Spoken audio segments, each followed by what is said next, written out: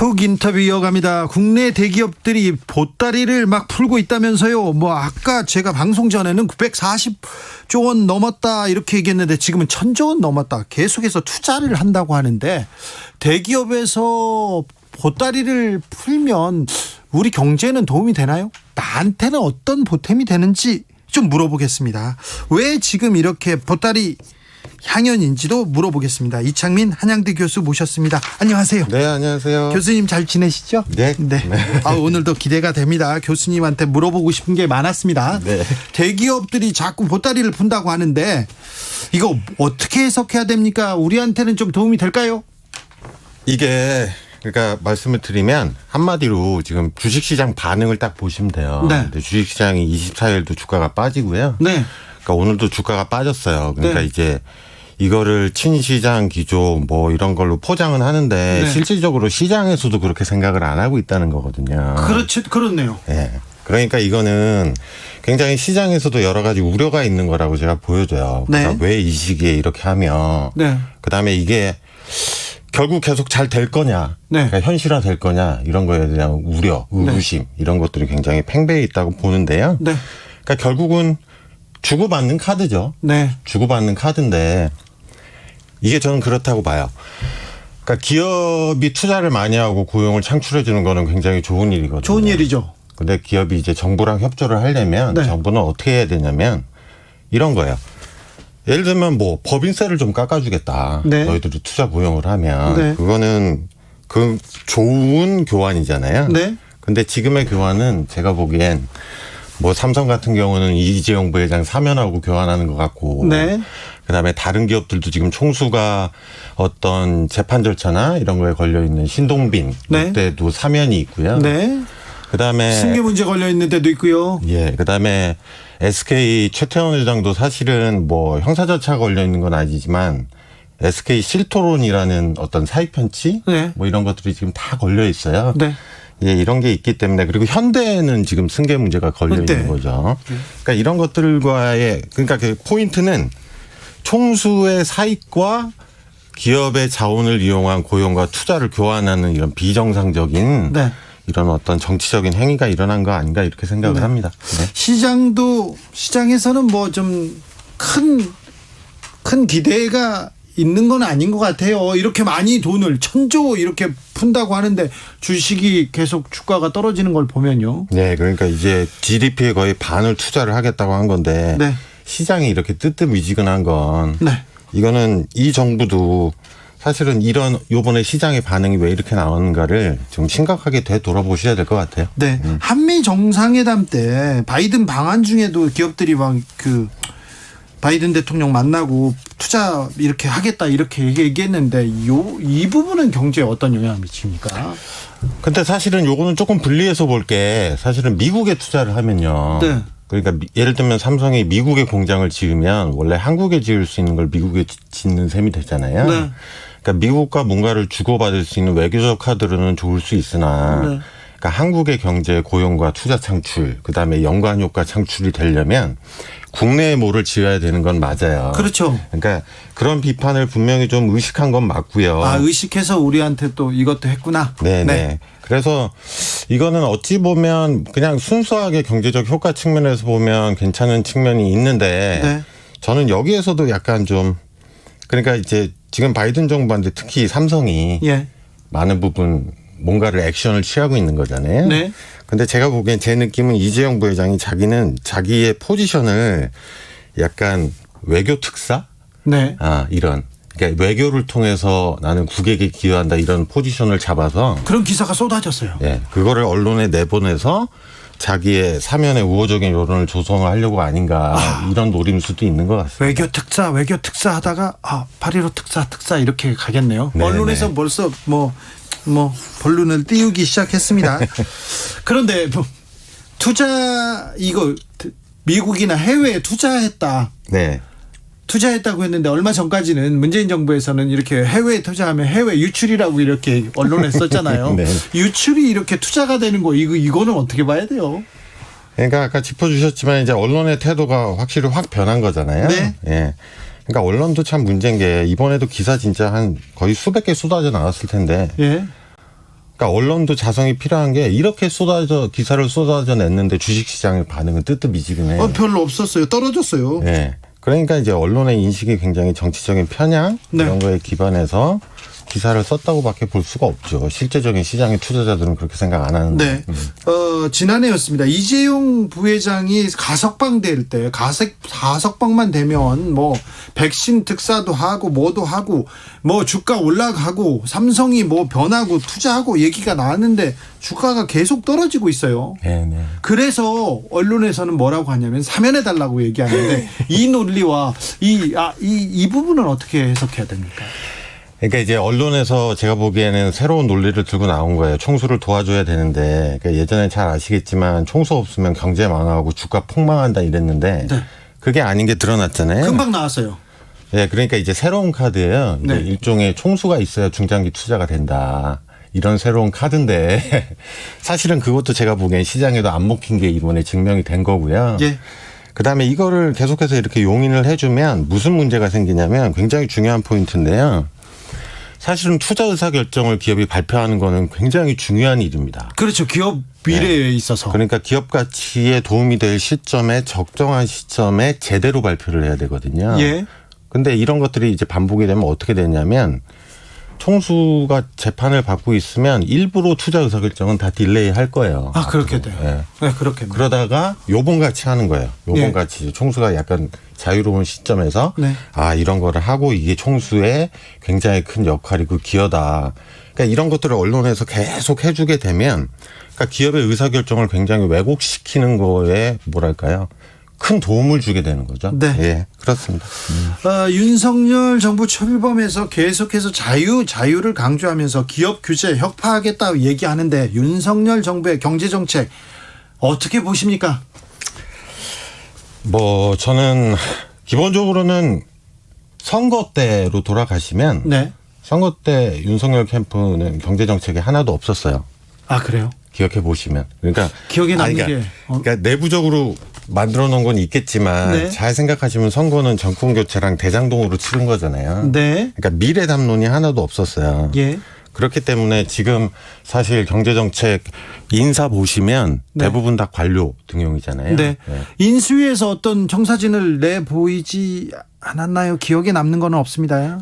그때 인수위에서 나온 내용 봤는데요. 네. 몇 가지 이제 큰 의제만 던진 거죠. 그러니까 예를 들면 친시장, 규제 네. 완화 이런 의제인데 그런 것도 사실은 굉장히 인수위에서 낸 공약집이라든가 그다음에 뭐 정권의 핵심 과제를 보면 좀 더 디테일하게 나와야 되잖아요. 네. 이제 그런 거는 없었던 게 하나의 포인트고요. 그래서 막 지금부터 이제 부랴부랴 만들 건데 그렇게 되면 어떻게 되냐면 제가 보기엔 이제 관료들이 박근혜 정부 때 했던 거 다시 들고 가지고 나올 거예요. 그래? 예.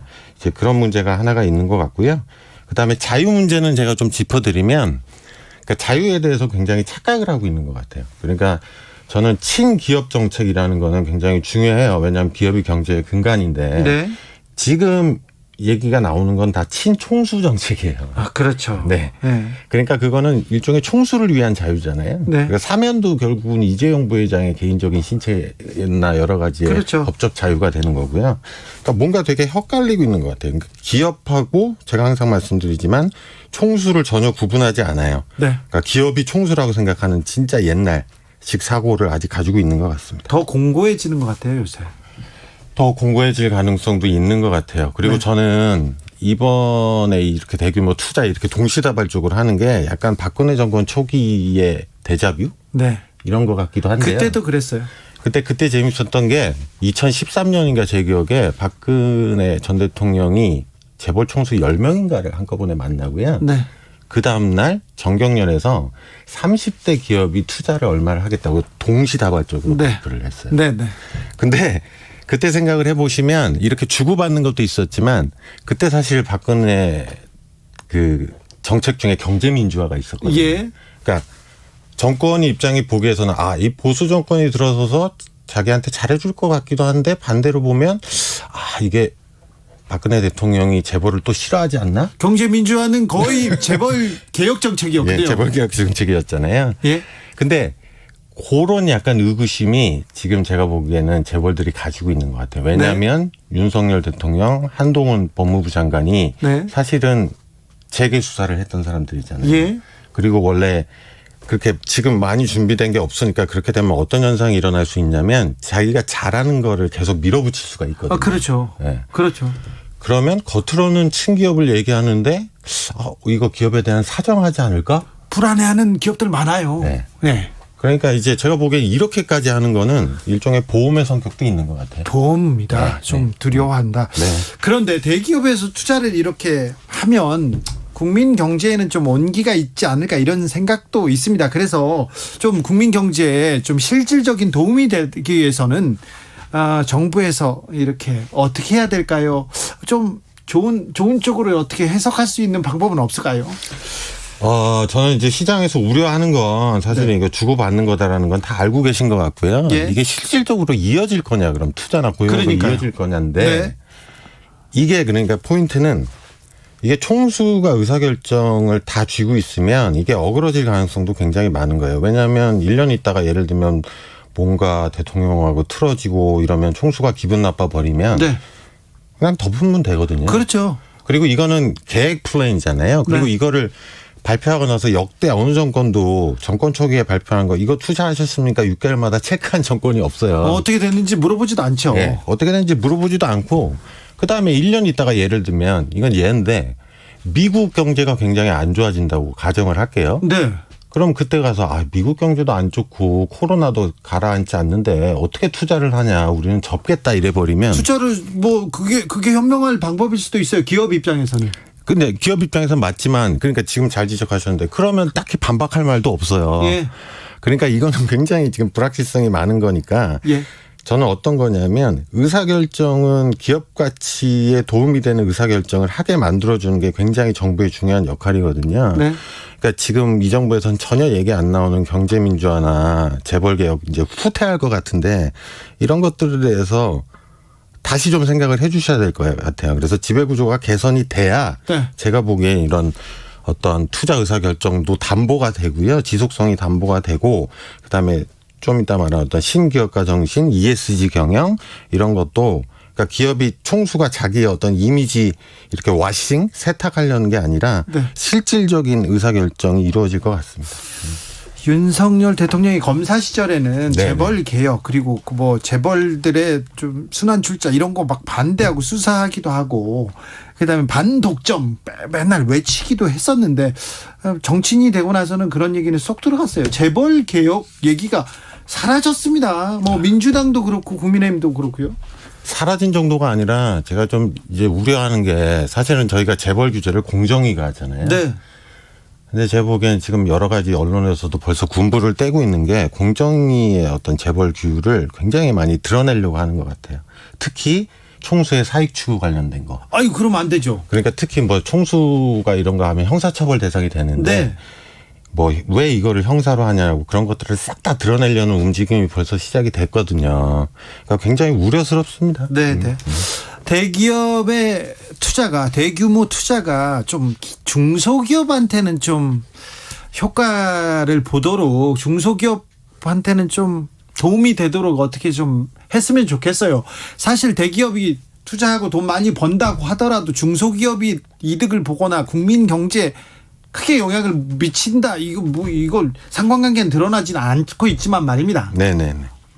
그래서 근데 사실은 만약에 실질적으로 이렇게 대규모 투자가 국내에서 이루어지면은요. 네. 지금 반도체 이런 거잖아요. 네. 근데 반도체 설비 투자의 아래로의 파급 효과는 사실은 굉장히 있어요. 그래요? 예. 네. 그러니까 이제 실질적으로 공장을 굉장히 많이 만들거나 이러면 그거와 연관된 중소기업들이 굉장히 많거든요. 네. 그러니까 다시 포인트는 이거는 예를 들면 이거를 무슨 주고받기 카드로 해서 이재용 부회장 사면 받은 다음에 내년에 또 흐지부지 되면 정말 최악인 거고요. 그러니까 네. 사면 주고 받더라도 국민 경제나 중소기업한테 좀 도움이 되도록 해라. 그러니까 저는 이제 제가 생각하는 베스트 시나리오는 이미 네. 발표를 했으니 네. 이재용 부회장 사면이나 자꾸 그런 경제민주화 지배구조 개선 이런 거 드러낼 생각은 하지 마시고 네. 대신 실질적으로 대기업들이 투자나 고용을 창출하는지에 대해서 정부가 모니터링을 해서 네. 그거에 파급 효과를 만드는 게 제일 중요하다고 봅니다. 네. 사면은 해줄 것 같은데 사면을 해줄 거면 확실히 투자를 하는 걸 보고 경제를 살리기 위해서 삼성이 열심히 뛰는 거를 이렇게 보장받고 이렇게 하라고. 네, 알겠습니다. 합리적인 이유 없이 연령만으로 그 직원의 임금을 깎는 임금 피크제. 이 부분이 고령자 고용법을 위반한 것으로 무효다. 대법원의 판단 나왔습니다. 교수님, 이 부분은 어떻게 봐야 됩니까? 아, 임금 피크제요? 네. 갑자기 훅 지금 전환했습니다. 물어보고 싶어가지고. 뭐 저는 그렇게 깊게 생각은 해본 적은 없는데요. 네. 아, 뭐라 그럴까요? 그래도 지금 생각하세요. 저는 교수님 의견을 믿고 좀 듣고 따르려고 합니다. 근데 저는 이제 그게 굉장히 많은 문제가 되고 있는데요. 네. 저는 사실은 이제 한국 사회의 제일 문제가 향후는 고령화 문제잖아요. 지금 뭐 굉장히 큰 예. 문제로 지금 네. 눈앞에 다가와 있어요. 그러니까 일종의 뭐 정년을 조금 보장을 해준다. 특히 뭐 예를 들면 관료들 저희 맨날 차관하면 50대 초반에 나와서 네. 그다음에 정관 예우 받다가 네. 다시 또 들어가고. 입각으로 백하고 네. 막 김앤장 고문에서 몇 억씩 받고 네. 이런 문제들을 해결을 해야 된다고 보거든요. 그리고 민간도 마찬가지로. 그래서 임금 피크제는 제가 정확한 판단은 못하겠습니다만 그런 일종의 55세 이상의 계속해서 어떤 일자리에서 지속성 확보, 그 사람들을 어떻게 활용을 할 것인가에 대한 안은 필요하다고 봐요. 네. 네. 국내 증시가 계속 위축됩니다. 네. 뭐 언제쯤 이게 좀 바뀔까요? 증시요. 네. 근데 제가 보기에는 지금 계속 떨어지고 있잖아요. 네. 그리고 지금 계속해서 금리는 올리는 기조고. 지금 전 세계적인 현상이기도 합니다. 그다음에 이제 코로나의 불확실성이 해소됐다고 볼 수도 없고. 네. 그다음에 이제 물가도 오르고. 물가도 계속 오르고 있기 때문에요. 저는 뭐 그렇게 좋게 보지는 않아요. 네. 그리고 지금까지는 기업 실적이 괜찮았는데요. 네. 근데 향후에 지금 이제 2분기, 3분기, 4분기에 우리 기업 실적이 어떻게 나오느냐에 따라서 굉장히 주식시장에 충격이 될 수도 있다고 보거든요. 아, 그래요? 예. 그렇기 때문에 저는 그리고 금리는 계속 오를 게 너무 자명하잖아요. 확실하고요. 예. 네. 저는 조금 비관적으로 봅니다. 네네. 자, 윤석열 정부 이 경제 정책에서 이것만은 좀 해달라. 좀 당부하고 싶은 말이 있습니까? 저는 포인트를 이렇게 잡으셔야 될 것 같아요. 자꾸 규제 완화를 하려고 그러지 말고요. 네.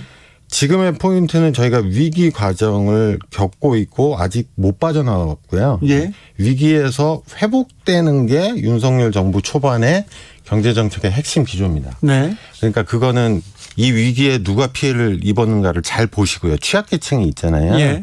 이 취약계층을 보듬고 이런 거에 포커스를 맞춰야지. 네. 이런 위기의 회복 과정에서 섣불른 규제 하나 했다가 네. 회복에 한 5, 6년씩 걸리는 케이스들 너무 많아요. 네. 예. 그러니까 그런 것들을 참고를 하셔야 될 것 같습니다. 코로나 시대에 대기업 재벌들은 돈 많이 벌었어요. 중소기업 소상공인이 어려웠죠. 네, 서민들이 네, 네. 어려웠죠. 네. 그래서 이 양극화는 더 커졌습니다. 네, 그런데 이 양극화를 좀 메우기 위해서 서민들을 지원하기 위해서 이런 얘기는 좀 안 들리고 규제 완화한다. 자유 준다.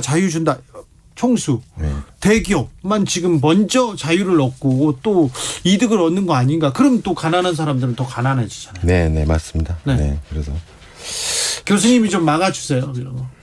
뭐 제 얘기를 안 들으시겠죠. 아니 왜 잘 듣지? 왜 안 들어요? 들어야죠. 네. 좀 들어라 이분들아. 네. 이창민 한양대 교수한테 들었습니다. 감사합니다. 네, 감사합니다. 네. 정치 피로, 사건 사고로 인한 피로,